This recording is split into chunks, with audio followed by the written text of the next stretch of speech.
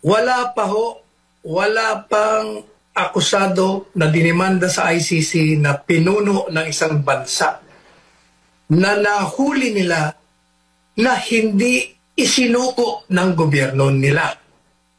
Madalit sabi, walang kapangyarihan, walang puwersa, madalit sabi, wala naman talagang puwersa, wala naman mga pulisya. Kaya kailangan talaga nila ang kooperasyon ng bansa. Kaya lahat ng mga nakademanda doon, ang sumuko sa kanila ay ang mga bansa ang pinanggalingan nila. Meron nung isang kaso, i-research ko yung pangalan, nakalimutan ko na kung sino yung head of state. Isinuko. Sinuko, ha?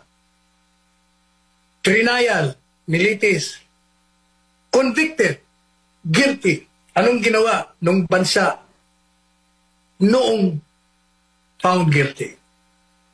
Sinabihan ang ICC, teka, kukunin na namin yan. Withdraw na kami dyan, amin na uli yan. Binigay ho ng ICC. Kasi yung ICC, walang magagawa kung yung pinagkunan mo ng bansa ay kukunin uli. Nakikita nyo? Kayang-kaya ng gobyernong gawin yan.